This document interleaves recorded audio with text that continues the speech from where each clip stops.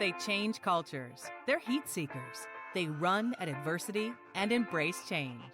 These are the room tilters. Somebody who can change the temperature in a room when they walk in. I mean, that's metaphorical for somebody who can influence those around them and make such an impact quickly, emphatically, and long-lasting, whether it be an organization, a team, a relationship, whatever it might be. This is the Room Tilters podcast, presented by Limitless Minds.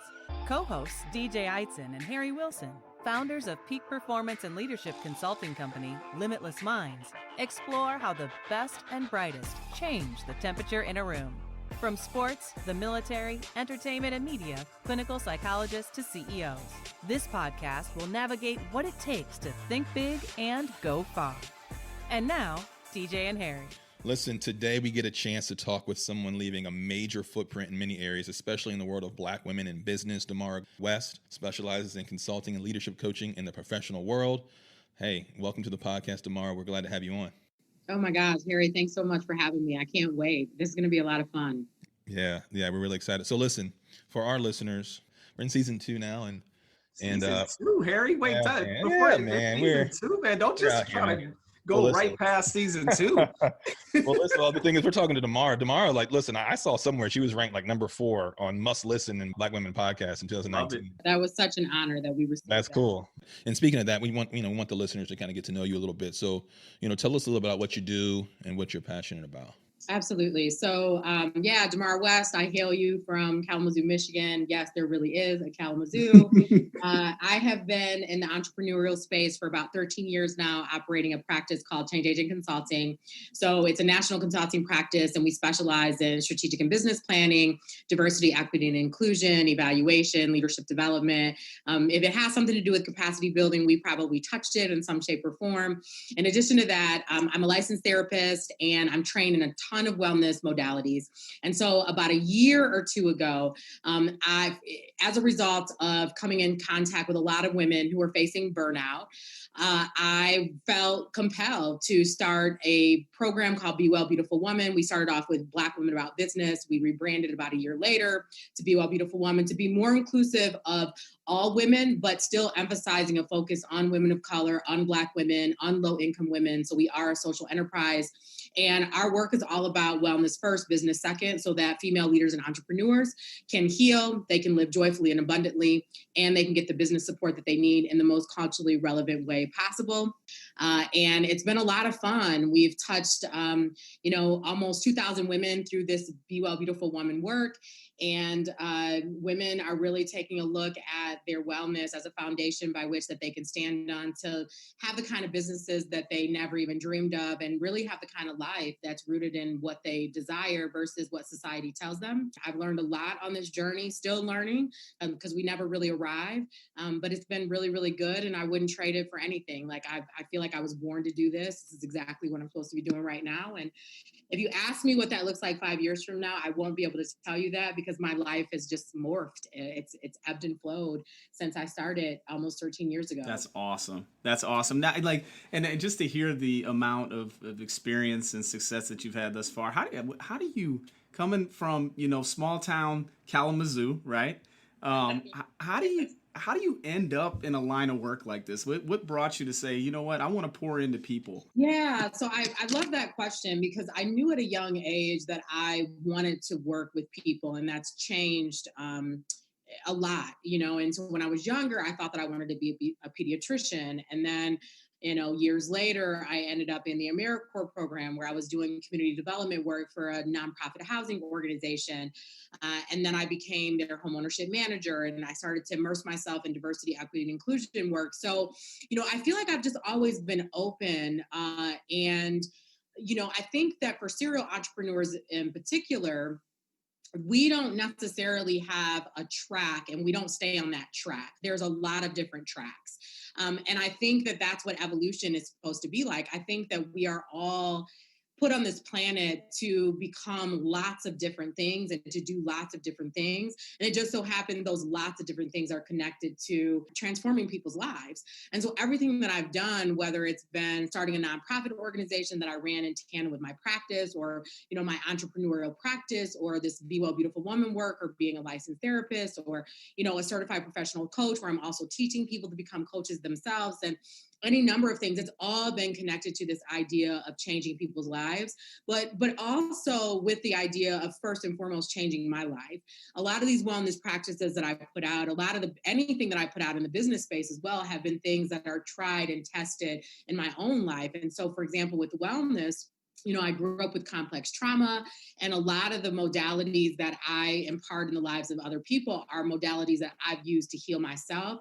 They're modalities that I've also utilized to be my most creative self.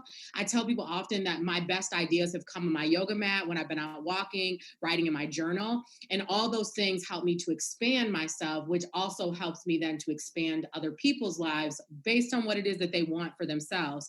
So I feel like the more that we do for ourselves, the more that we can heal the world. But it starts with ourselves, essentially. It does. It starts with ourselves. And you know, what's interesting, one thing I like what you just said, you know, being a serial entrepreneur, and with that evolution that it takes, that requires to really be a successful serial entrepreneur, is kind of all these different yellow brick roads. It's not one clear yellow brick road. It's all these different paths, right?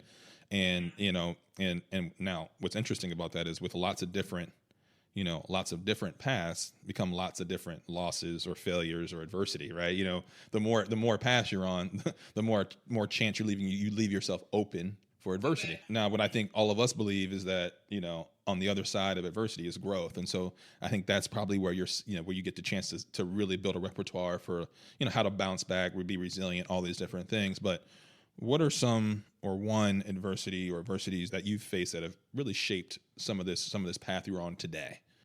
Yeah, Harry, I feel like we need like a whole day to talk about all the ways in which I have failed as an entrepreneur. And the reality is that my laughter behind it is really, there's a truth to that, because, you know, what we know to be true is that entrepreneurs, what comes with this life is a lot of failure, and we will fail many more times than what we will succeed, even though I've had tons of things that I can celebrate.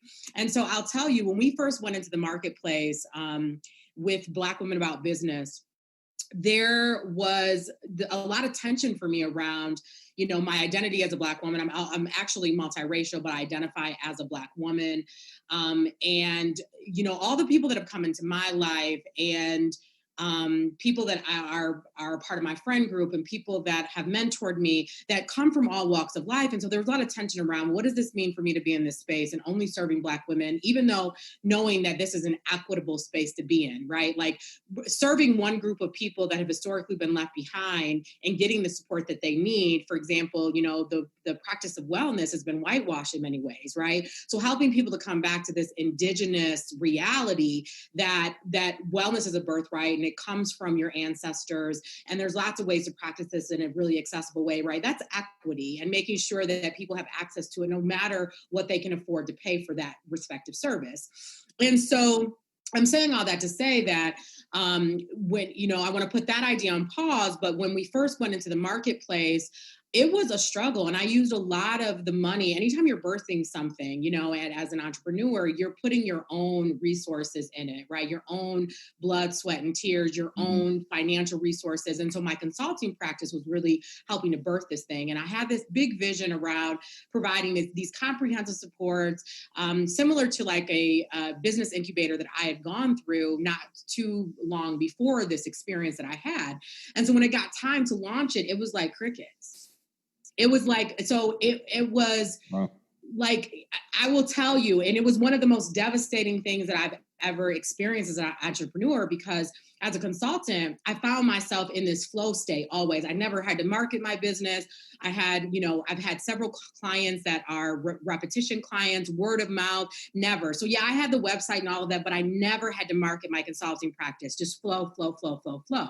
And then as I was building this global brand, what I didn't do was a lot of things, right? And so what I had to do was face myself in the midst of this launch and determine, okay, what went awry within this?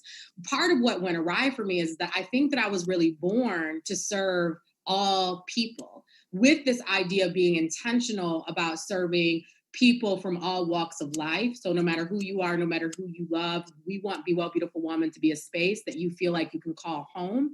And in addition to that, I was really operating in what we call the sacred masculine, right? We have the divine feminine, we have the sacred masculine, and all of us have it. So within this sacred masculine space, it's all about knowledge. It's all about what you know. So I relied on that heavily versus relying on my intuition, presence, connection, starting with what I knew. And so when I was able to get into that, and that's again why wellness is so important to me, is because it helped me to get realigned with myself, to figure out what is it that I really wanted. For me, it was more about wellness versus business, which is why it's Be Well Beautiful Woman, and we don't even have business in the name anymore. For me, it was also about having a global community representative of the world. It was about having a social enterprise in place where we could partner with, folks that had the resources we needed to be able to offset our market rates in the marketplace. And it was about me really having the right foundation so that I could be in the best place possible for the people that we were looking to serve. So I learned a myriad of things. Now, this was really hard because this was at a time before we transitioned where Black Enterprise named our podcast as one of the top for Black women to listen to. We had to let all of that go based on the rebranding, and we had to start again. And what I said is that if we did it once, we can do it again. And what we've been able to accomplish in this space within the short amount of time, with alignment, with like real, authentic, deep alignment, there is nothing that we can't do in this new space. So I had to grieve what was so that I could birth what could be.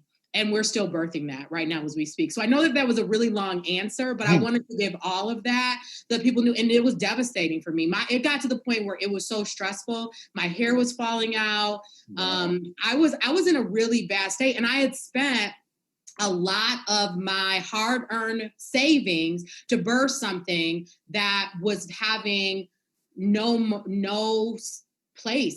There was no traction that was happening. And now there's tons of traction that's happening. So I know that it was the right decision for us to be more inclusive in this space and to take a moment to learn all that we could so that we could apply that, and to continue to be open, because we're still learning. We're still in our infancy stage. We've only technically been in the marketplace for 2 years and 1 year with this new brand. Yeah. I was soaking all that up. Got a lot of notes over here. I was like, hey, DJ, I was like, we might have to have Demarra run for office one day. Right, you know what I mean? Right. Yeah, I'm down. And actually, speaking of that, I mean, I don't, Demarra, how did you feel when you got the word yesterday that Kamala Harris is now a VP candidate and a person of color, and certainly we mentioned identity and impact. How did that hit you? Yeah, so, I really love the fact that we're in this state of the world where expansion is happening, even in the midst of tremendous pain, tremendous unrest.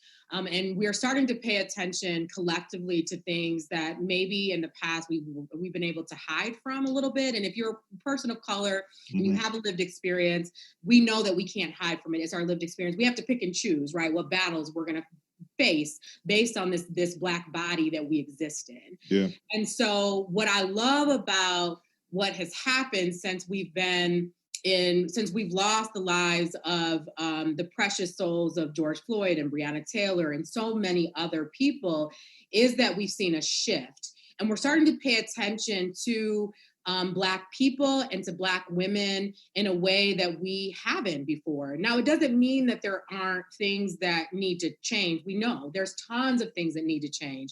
But I do think that the fact that the ticket looks the way that it does, I couldn't have seen it looking any other way based on the times. And so I'm truly grateful for it. And I feel like it's time, and really in many respects, it's overdue, right? Because and Black women, and not just Black women, right? But Black women have been in the trenches for a very, very long time. There is so much that's fallen on the shoulders of the Black woman and the shoulders of the Black man since we were forced to come to this country. And we've always been out there in the trenches doing amazing work within the context of our families and our communities. And so the fact that we may see for the first time in history a Black woman being in that vice chair role, and knowing that Shirley Chisholm, she laid the foundation, right? To see her legacy being able to potentially be carried on through Kamala is something that's really, really exciting for our times. And to be honest, I would have been glad with, many of the options that were on the list.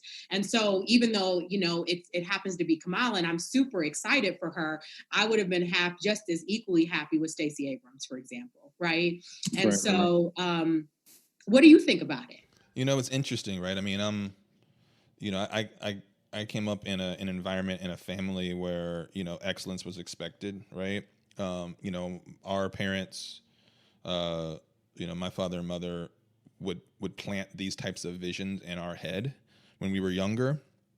But what was interesting about the planting of those visions is they weren't always, they didn't always feel real because you couldn't see them, right? You didn't really necessarily see it. And obviously when, you see obviously Barack when he came through, and Michelle and now, Kamala, but there's been Black leaders across, the spectrum, woven in and out of my experiences. But it seems like, and you mentioned it, like in the midst of what we're going through as a country today, it seems like something, even just a sliver of something to rest our kind of hat on and celebrate, and I have daughters that are mixed race, and and I got 3 of them. DJ's got 3 daughters himself that are also mixed race, and so it's exciting to be able to look at, like, my 8-year-old Gracie, for example, who I'm sure will be talking about this in school, whether it's live or virtual this year, and for her to be able to really tap in to something that's real for her, so I can plant the vision, but I can also show her, right, is really important to me. So now it's like, the first thing is like, get your ass out and vote. That's like that was really my first reaction to it, was like, get your ass up and go vote. Like, whoever's celebrating, you can ring the bell, you can do all the different things, you can celebrate, but like, it's not gonna matter if we don't go out and vote, right? So truthfully, that was my first thing. Get your ass up and vote was my first reaction to it. But everybody needs to get up and do it. Yes. That's right. Yeah. I echo what Harry says. I mean, I immediately thought about my daughters, and I love seeing visions and examples of what good looks like. And I think that having a Black woman potentially in the second, highest office in the land, in the world, is extremely powerful. And I think it's something that, like Harry said, I think sometimes we got to sit back and look back and celebrate the progress that has been made, and in the midst of it, it's hard to, because there are so many challenges and adversities that are going on. But I think yesterday was a good day, and I was excited. Yeah. I was excited to see that. So that takes me to the next question, and I love, and as you said it just because we talk about how words are so powerful, and language is so powerful, and Be Well Beautiful Woman. How did you come up with that name? I absolutely love that, and tell us a little bit about that and what that means to you. I also think that in the words of Audre Lorde, where she talked about how wellness is still a revolutionary act, I believe that that's still true today, and particularly for women, right? And not just for women. Like, when we think about this from an intersectional lens, we know that our lived experience based on any respective identity can cause us to have oppression, right? Based on that lived experience. And wellness is one of the things that no one can take away from us, right? Once we can activate these very accessible practices from, being on your yoga mat or journaling or forest bathing or, getting a Reiki treatment, which there's tons of ways that are super accessible, things that we can practice on ourselves, things that don't cost us a dime. And what I know to be true is that the more that we can create space for that, the more that we can heal from whatever the lived experiences are of oppression, but also beyond that, it helps us to operate at our highest. And so when I think about operating at our highest, I think about Maslow's hierarchy of needs. And within Maslow's hierarchy, this whole question around, and this aspiration of self-actualizing. Well, many of us don't get to self-actualize because many of us don't either have the tools that we need to be able to do that, or we don't really understand that we're giving our power away on a regular basis. And so Be Well Beautiful Woman is really all about carving out spaces so that we can put ourselves first as a reservoir to heal and to live our life at the highest state. It's about having joy and knowledge and peace and love. And when we're having those kinds of emotions, we're actually having the highest level of emotions that we can experience as humans, right? Now, outside of the human realm, I don't know if there are emotions outside of that. I don't know if there's anything more blissful than joy in the afterlife, or whatever that is. But for me, I want to be able to impart that into folks right now, right? Wellness is about debunking ideas that society has placed on you, your family has placed on you. It's about defining for yourself who you are and living on your own terms and seeing yourself as powerful and carving out time for celebration and prioritizing joy. Because if you're not having those things in life, then what's the purpose of life? If you don't have deep connections with other people, in part because you don't have a deep connection with yourself, what's the point really of life? And so, and particularly for people who grind like we do, right? Like entrepreneurs grind like nobody else. Mm-hmm. Although I would surmise that, if you look to somebody who's in the working class, they're probably grinding as hard as we are, if not harder, right? So it's all in the eye of the beholder, essentially. And so as I started thinking about like, what is really the heartbeat for me behind this work? And for me, what was very apparent was that the business aspect of entrepreneurship is actually secondary to my wellness. And in fact, the more that I can take care of myself, the more I can give to my business and everything else in life. And so, this is not like a hokey idea. This is the real deal, that if we don't create space for ourselves, how do we expand? Space is the thing that helps us expand. And I'm not talking about just pulling out a sheet of paper and trying to strategize, think our way through something. I'm talking about just the state of being, right? So wellness was an important thing for me to be in there. Targeting women, of course. I love men dearly, and I believe that our work, in fact, we did a Healing into Power series not too long ago, and men were a part of that. So there's going to be times when we invite our fellow brothers into our work because it just makes sense for us to do that. Mm-hmm. But the core right now of our work is about women. So it's important for women to be in there. And this whole idea of just like being, right? Being is about the state. So, all of that together is what birthed Be Well Beautiful Woman.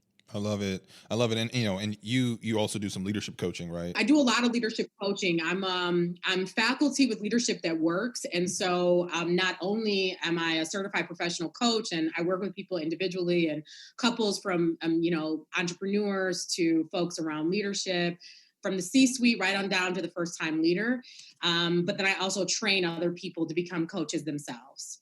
Yeah. So, I mean, like, with our organization, Limitless Minds, we're doing peak performance and leadership consulting. And so, we're kind of seeing and talking to some of the same folks that you're looking to impact and talk just, quickly about, the impact of what you were just talking about as far as wellness and creating space as a leader, because a lot of times, we'll think about these things internally as individual me, right? It's just me looking in the mirror and how I'm elevating myself. What's the impact on leadership, and how, if there are leaders listening to this today, how can they leverage this not only for themselves, but for their teams or their organization or their group, or even as a family leader, as a father or a mother, right? Talk about the impact there. So there's real power in the pause, right? And so some of this we're talking about is like the long pause, and some of it is more short term pauses. And the impact from a leadership standpoint is that, let's say, for example, you have to give feedback to one of your team members. Well, if you haven't taken time to pause, reflect on what happened, reflect on what your role may have been, reflect on what their interpretation of that may have been, to really prime yourself to lead from a state of love for the sake of helping to support this person in creating change, whatever that might be. And Brene Brown talks about it really well in her book, Dare to Lead, these 10 areas that leaders can look to before they even give feedback, because the idea is that we want to prime people. We want to create an optimal environment so that the person that you're giving feedback to is more apt to receive it. Now, what you can't control is how it lands with them, but what you can control is how you package it so that it can have a gentle landing. Right. Yeah.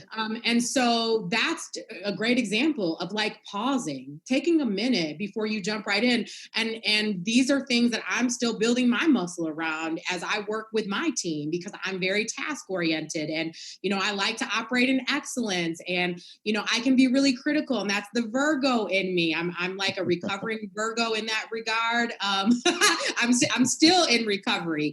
And so there isn't an arrival point when we're talking about the power of the pause. There's a practice point.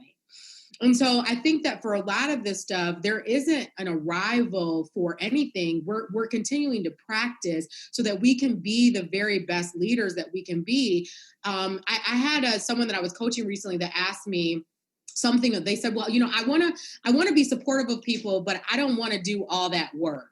I don't want to actually connect with people in this way. And I said, well, love, you can't actually get to a place of connection without connection. And so sometimes we're looking for this fast track, but when it comes to relationships, there is no fast track. There's only intentionality, and there's presence, and there's curiosity in order for us to be in solidarity with people. Because at the end of the day, what people care about is, do you give a damn about me? Right? Mm-hmm.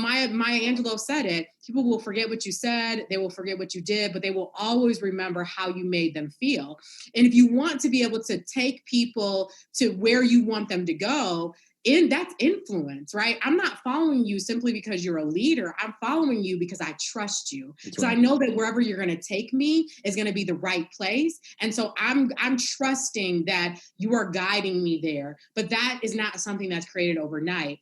And so a lot of times people think, well, in order to trust, then people have to earn it. Well, no, in order to trust, you have to trust. In order to receive trust, you have to trust. Like, you don't know if you're going to be able to trust someone until you actually trust them.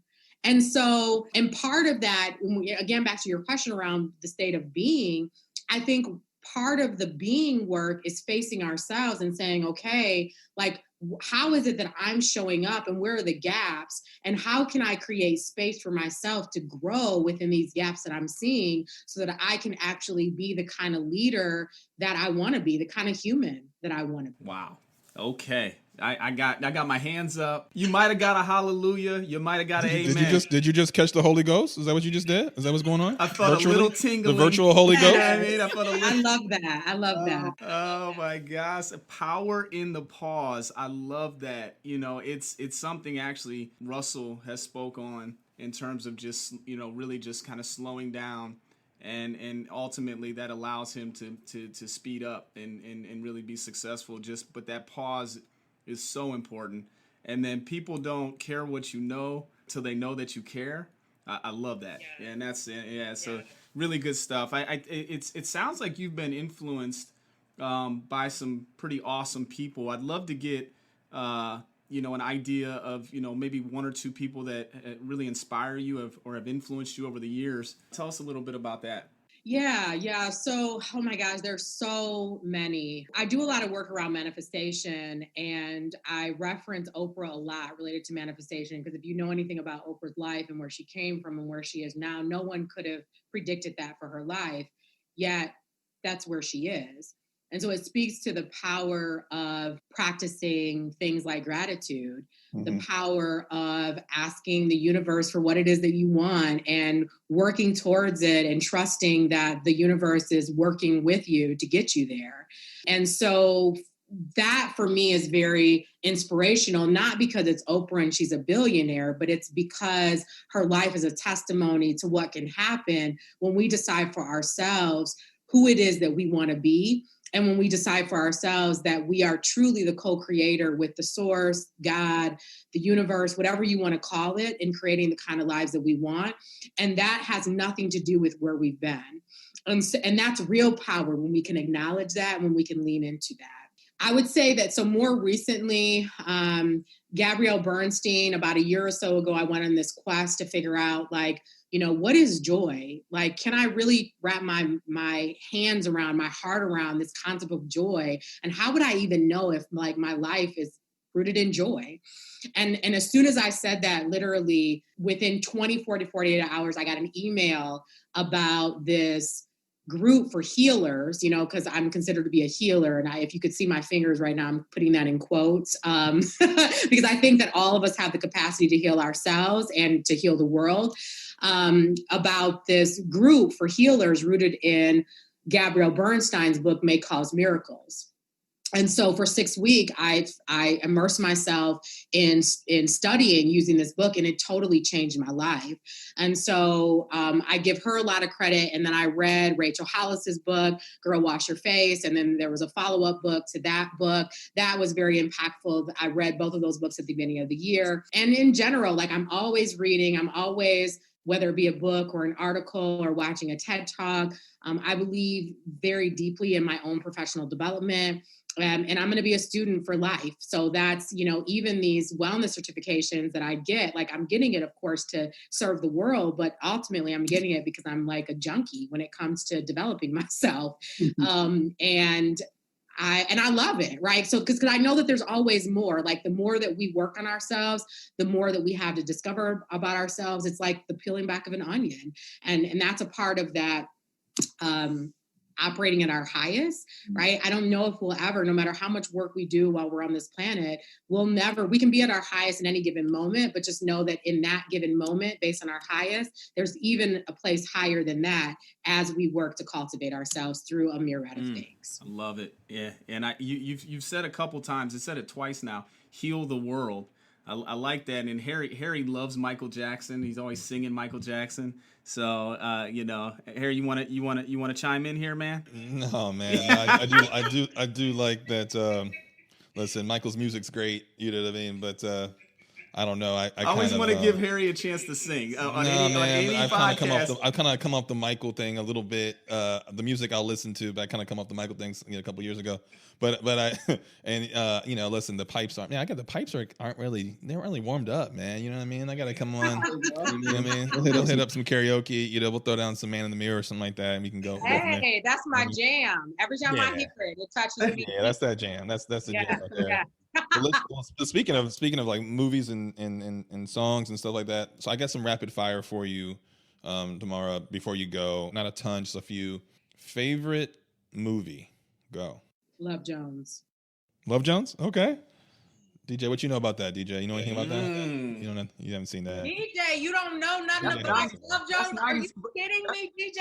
Listen, that's 90s. I'm a 90s kid. But you have to also realize, Harry will tell you, man, my movie game is It's not great. It's not great. Okay, but you know what? I'm gonna give you a pass, DJ. Okay. Promise me you're gonna watch Love Jones. If it's anything like now my joint back then was Love and Basketball. Oh my gosh! So you know what? That's like I would say that's like really close. It's like right underneath Love Jones. Love and Basketball is my shit. Yeah, I feel you. Okay, one person that you'd like to meet. Oh gosh. And I'll say this: it can be somebody that's not with us anymore, you know, dead or alive. One person you get to meet, get to have lunch with him or her. You know, I think it would be Nelson Mandela. Okay, that's a good one. I think it would be Nelson. Yeah. Okay. So listen, we're in a pandemic. You know, I know some people have been traveling and getting away, going on vacations and stuff. Others haven't. But what's your best place to vacation? Oh my gosh, I have been so many places. I know this is supposed to be rapid fire, and I am like messing up that rapid fire. You're good. So, I've been to 27 countries across 6 continents, and people always ask me, what are your favorites? I have so many. One of my most memorable trips was to New Zealand. And for a lot of reasons, right? Like it's beautiful, and there's so much protected land there, in part because people lost their lives to protect this land. And it's the last country to be discovered in all of the world, and so that's another thing that makes it really, really special. It was the first trip that I had gone away on my own for an extensive amount of time. There was a lot that came up for me emotionally being in this country alone for that amount of time. And so it was a very memorable trip for lots of reasons. Yeah, that's cool. I have never been there, so I got to check that one out. The last one will be, since you've done all this traveling, right? Your favorite restaurant, or really, and type of food might work, but like, what's your go-to meal? I love all kinds of food, but I will tell you, Italian is like my go-to. It's like, see, so DJ, whenever something, like when we were on the road, when we were on the road, at least previously, whenever something good would happen, new client, new deal, something happened good in the family, we were like, listen, let's go get some Italian. That's like our celebration food. You know what I mean? Is what that is. I don't know. Like, is it like the comfort? Is it I think it is. Sauce? Is it the bread? Is it? I don't know. Yeah. But it's like, I think it's all of that. It makes me so happy every time I eat it. It's comfort food, man. It's comfort food. Well, look, my last question, which I didn't have planned here, but I wanted to ask because I've been to Kalamazoo. I used to work for Stryker. Oh my God, you did? Yeah. When, Harry? Yeah. So I mean, from 2010, 2011 to 2014. That's crazy. Yeah, so I've been to Kalamazoo. It's a nice little. People don't realize that Kalamazoo has stuff to offer. What would you say Kalamazoo would be known for? Yeah, so I would say that one of the things that has put us on the map has been the Kalamazoo Promise, right? So it's, as you know, an opportunity for any child that's a part of Kalamazoo Public Schools to go to school, any college within the state, at either free or at a fraction of the cost. And so many communities across the country modeled their Promise program based on our Promise program. And then I would say that a lot of people end up coming back to Kalamazoo after they leave here during retirement age, because it is a nice community for families. For the size of our community, we have a nice size arts community. Of course, when you compare it to places like New York and Chicago, like we pale in comparison, but for a community our size. And we have a lot of generous donors here, right? So the reason why we have the Promise and some of the other major initiatives within the community around economic development and whatnot has been based on folks like the Strykers that invest in our community. And there are several of those. We call them private donors, but really everyone speculates who they are. But I would say that more than anything, people come back here because it's very slow. It's a nice place to raise families. Michigan in general is known for, the abundance of nature. We have beautiful water, bodies of water here because of the Great Lakes. I'm actually going on a road trip in September so that I can take in my state a lot more because we have a lot of treasures here in the natural. Pure Michigan. Pure Michigan. That's why we call it Pure Michigan. Yeah. Well, you know what? Like I just came back. We were up in Michigan for 6 weeks, up in northern Michigan, up near Petoskey in a place called Harbor Springs. Nice. Yep, I'm familiar. Yeah, and so that whole, I love all of Michigan. I think it's a great state. I love Western Michigan, and certainly the lake, up and down Western Michigan. So kudos to Pure Michigan. Listen, Demarra, thanks for being on with us. We appreciate it. Excited to follow you. Excited to connect, and looking forward to watching you thrive. Thank you guys so much. It has been such a pleasure being with you all. I had a lot of fun, and I'll be watching you guys as well because I know you're making some waves and you're going to make even bigger waves moving forward. I just know it. No, we appreciate that. Thanks for your support. Yeah, and thanks for coming on the show. Absolutely. We appreciate you. You've been listening to the Room Tilters podcast, hosted by DJ Eitzen and Harry Wilson, presented by Limitless Minds.